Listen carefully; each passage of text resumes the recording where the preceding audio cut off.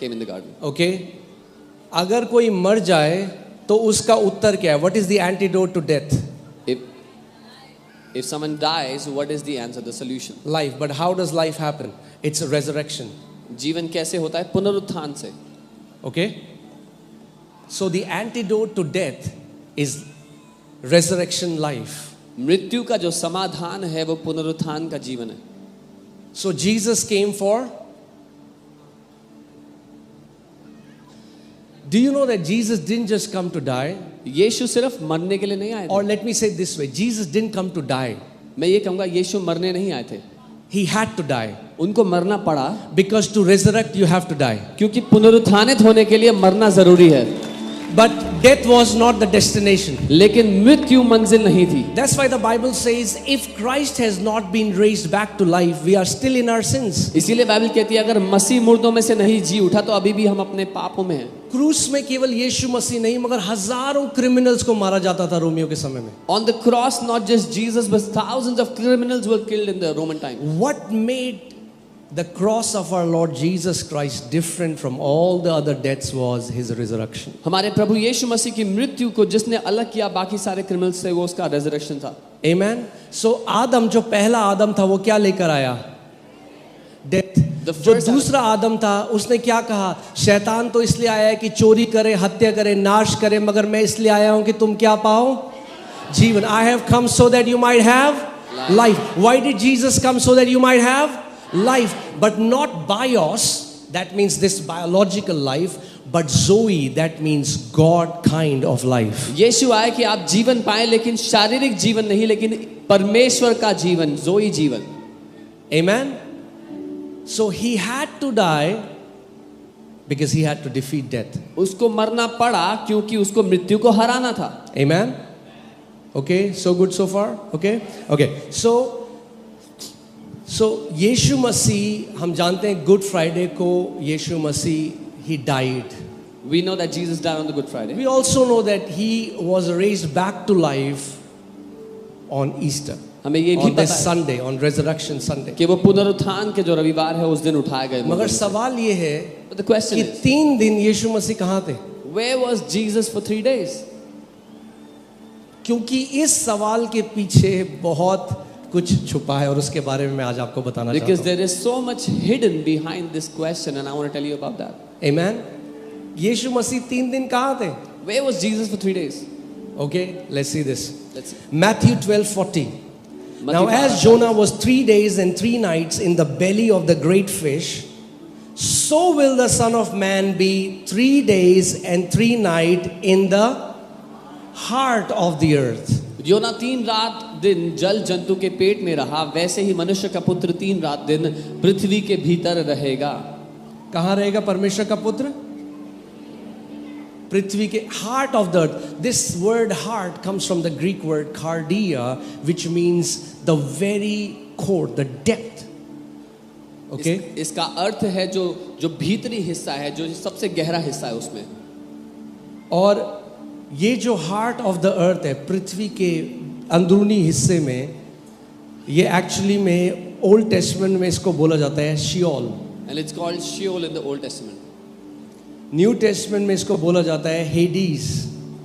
नई वाचा में इसको या इसको ट्रांसलेट हेल भी करा गया है. और it's even called hell in some places. जब एक बारी मैंने थोड़ा सा ग्लिम्स दिया तो बहुत सारे मसीह लोग लड़ने आ गए थे. How can you say Jesus went to hell? When one time I gave a glimpse, many Christians came to fight. कि आप कैसे कह सकते हो यीशु नरक गए?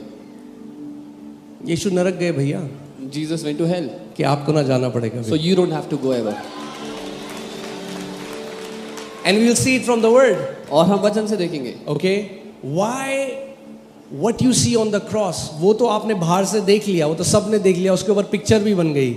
मगर उसके बाद जो हुआ वो किसी पिक्चर में नहीं आया अभी तक, मगर वो वचन में है. जो आप क्रूज पर देखते हैं, there's a movie on that, but what happened after that, no picture has covered it. It's in the word.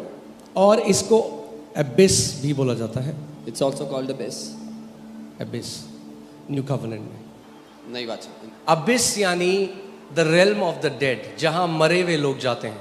Abyss means जहाँ the place where the dead people go. Okay? क्योंकि हम जानते हैं कि जो मर गया उस they have ceased to exist in their flesh. but their spirit and soul is still alive. A person who dies, वो अपने शरीर में तो नहीं है, लेकिन उनका प्राण और आत्मा भी जिंदा है. ओके, ठीक है. Let's go to Acts 2:31. अब एक्ट्स 2 में हम जानते हैं क्या हुआ. पवित्र आत्मा उतरा और उसके बाद पतरस, अपोस्टल पीटर, वो पवित्र आत्मा से भर के, he was filled with the Holy Spirit now and he is saying something. So we know he's not speaking from his mind, but he is speaking through the unction of the Holy Spirit. Apostle Peter पवित्र आत्मा से भर के कुछ कह रहे हैं, अपने मन से नहीं, लेकिन पवित्र आत्मा के प्रोत्साहन से. And he is talking about David. और वो बात कर रहे हैं दाऊद की. Okay, now let's come to Acts 2:31. फिर तो He foreseeing this, yani he was talking about David. वो बात कर रहा है Dawood. He's talking about David. He foreseeing this spoke concerning the resurrection of the Christ. उसने होने वाली बात को पहले ही से देखकर मसीह के जी उठने के विषय में भविष्यवाणी की. किसने करा ये? Come on, talk to me guys. किसने किया? David, right? He spoke concerning the resurrection of the Christ, that his soul was not left in Hades. ना तो उसका प्राण अधोलोक में छोड़ा गया. ये मसीह की बात. Who is his here? Jesus. That his soul was not left in Hades. कि उसका प्राण अधोलोक में ना छोड़ा गया. Nor did his flesh see corruption. और ना उसकी देह सड़ने पाई. इसका मतलब the body of Jesus and the soul of Jesus were in two different places. इसका मतलब यीशु का शरीर और यीशु का प्राण दो अलग जगह पे थे. Where was his soul? उसका प्राण कहाँ था? In Hades or abyss. Okay, the realm of the dead. That's where Jesus went. मुर्दों की दुनिया में. और इसीलिए आपको assurance हो जाएगा कि जब आप यीशु में believe करते हो, you will no longer have fear over death after you get this revelation. जब आप यीशु पे विश्वास करते हो तो आपको मृत्यु का भय नहीं होगा इस प्रकाशन को जानने के बाद. Okay, let's go to Luke chapter 8 verses 26. यहाँ पे क्या हुआ मैं आपको जल्दी से बता रहा हूँ. प्रभु यीशु मसीह गैडानरस नाम की एक जगह में गया. वहाँ पे एक व्यक्ति आया जिसके अंदर बहुत सारी दुष्ट आत्माएं थी और वो कहने लगा कि तू हमें समय से पहले टॉर्मेंट करने क्यों आ गया है. मैं जल्दी से आपको बता रहा हूँ. Let's read verses 31. Let's see verses 31. And they begged him. Who are they here? Demons. Demons are begging Jesus, and they begged him that he would not command them to go out into the abyss. What is abyss? The underworld, where spirits are there as prisoners. उन्होंने उससे विनती की कि हमें अथाह गड्ढे यानी अधोलोक में ना जाने की आज्ञा ना दे. Okay, so दुष्ट आत्माएं क्या प्लीड कर रही हैं यीशु मसीह से? What were the demons pleading Jesus for? Okay, don't send us to abyss. कि हमें अधोलोक में मत भेजना. Can you put the word abyss in Greek? I want to show you. This word comes from the Greek word abyssos, which means abyss, deep, bottomless pit. ये अबिसोस शब्द से आता है जिसका अर्थ है गहरा एक ऐसा गड्ढा जिसका कोई अंत नहीं है. I want you to pay attention here. ध्यान दीजिएगा. Today will be like a Bible study class. Is that okay? आज बाइबल स्टडी की तरह होगा, ठीक है? Okay.